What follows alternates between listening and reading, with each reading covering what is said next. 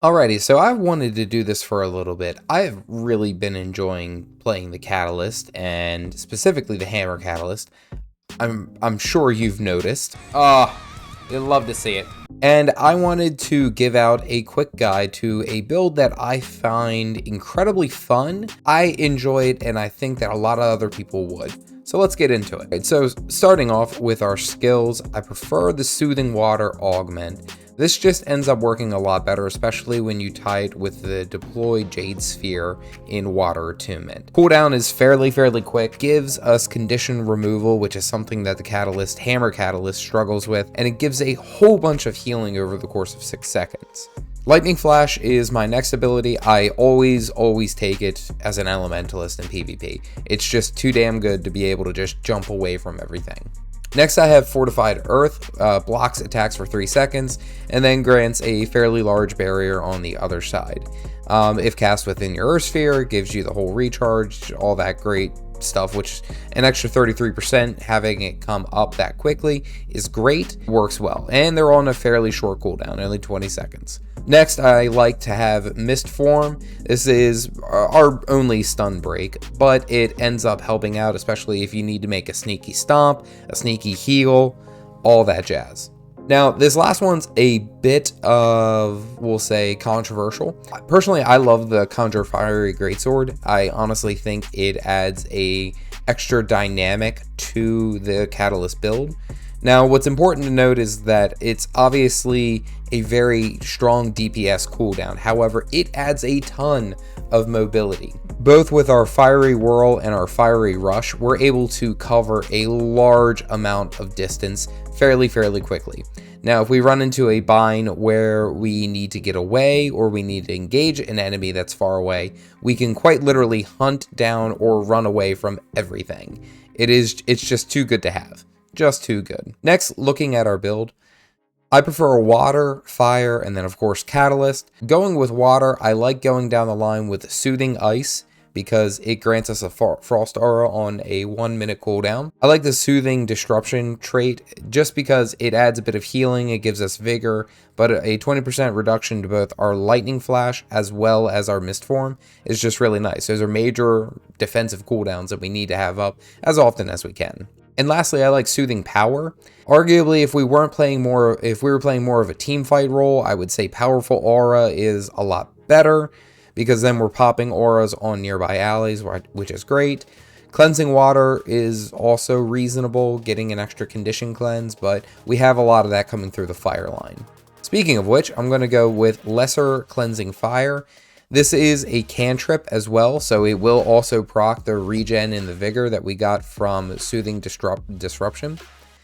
Now, I like this one just because this is a major defensive, we'll say, from too many conditions being popped onto you. A good quick condition cleanse on a fairly short cooldown.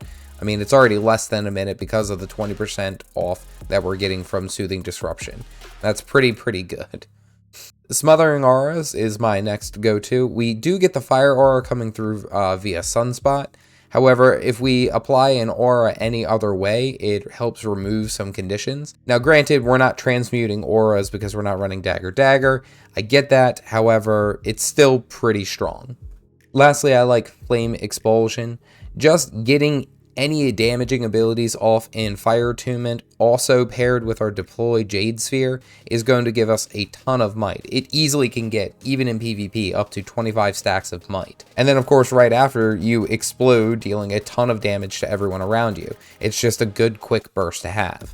Now for the Catalyst trait line, I like the Hardened Auras. This gives us flat damage reduction per aura that we get. As long as we stack it up to 5, it becomes fairly decent. Next, I like Evasive Empowerment. This is just a great way to get some vigor and also gives us 2 stacks of elemental empowerment. It's just something nice to have real quick because you're going to be dodging a bunch in PvP anyway. And lastly, Staunch Auras. I love having this because of the amount of auras that we're getting. Both the fire and the water trade lines will grant us at least 1 aura. So when that happens, we're getting stability all the way through. Now, granted, you could make the argument for like Sphere Specialist.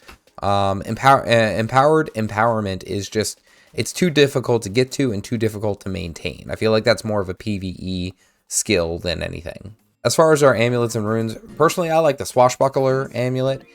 A lot of our damage isn't going to come through necessarily strike, just as a lot of our damage isn't always going to come through condition. I feel like having a good hybrid balance with this is a strong way to play in PvP. Now you could make the argument to go all the way down here to Wizard Amulet, which focuses of course more on condition damage. However, your crit chance is only ever going to stay towards around 30. Unless you're around an ally who is granting Fury, you're not going to get a whole lot. So personally, I just prefer the Swashbuckler. We're up to 54% crit. It's not bad. I also like the Rune of the Traveler. Because we are playing more of a duelist role, we want to be able to move as fast as we can across the map. And then of course with our whole idea of the Catalyst being this constantly stacking, the longer that we're in combat, the stronger that we get. Having all the stats improved, 16 to all stats, 8 to all stats, all that jazz, is just going to be so much better. Movement speed, we have boon duration increase, we have condition damage, or condition duration. It's just too good. Now down here I have Sigil of Exploitation. We deal 5% extra damage to targets below 50. And then of course, Sigil of Enhancement. For each boon that we have, we get 0.5% extra damage. We're going to get a ton of boons. This build has a ton of boons. If we're in a situation where we have to fight a melee combatant, say a daredevil, starting the fight out with a stun. Now, what's important about that is that if we start the fight out with a stun, there's, some players might actually end up just popping their stun break right there off the gate. This is only on a 20-second cooldown that comes up fairly quickly. You'll be able to get a second stun shortly thereafter and do very well with it. So your opener is going to be Windstorm, Hurricane of Pain, Crescent Wind, Shock Blast. Now, it's important to note that Crescent Wind is off the cooldown, so you could just pop this whenever. You don't have to wait. There's no cast time for this. This just pops up. And technically, you could even pop it before, so pop it here, Lightning Storm, we follow up with a stun. Now, the idea is that the Hurricane of Pain is going to deal a whole bunch of damage. You've already stunned them, so they're not going anywhere. And then you've also followed up with a Shock Blast following right through.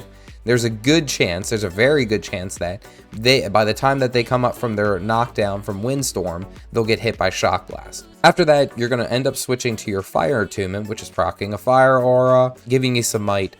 You should have built up enough to be able to deploy Jade Sphere. Most important thing to start out with is Flame Wheel right out the gate, followed by Triple Seer, Surging Flames, and then Molten End. Now it's important that you hit Molten End with a burning target, because you get a whole bunch of fury, you get a whole bunch of might as long as the target is on fire. Here's what this would look like. We pop Crescent Wind, hit him with the Storm, follow up, bam.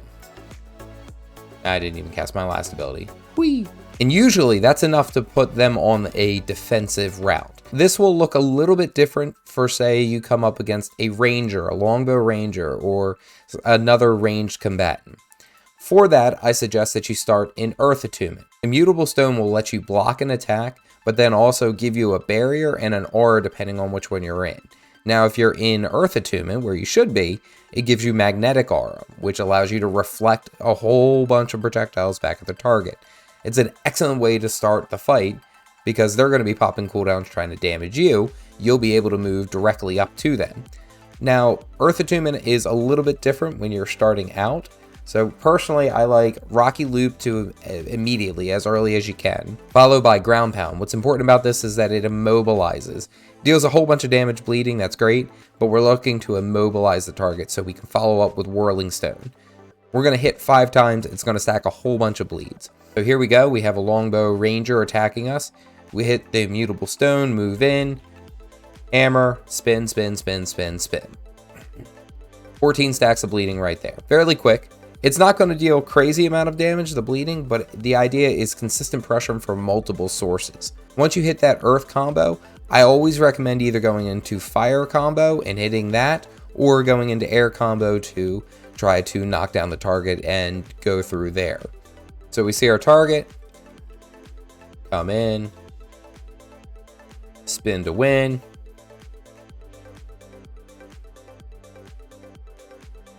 and we would finish with a molten end. Now that's just a brief way to look at the rotation. Let's go ahead and see this in a practical ranked PvP match.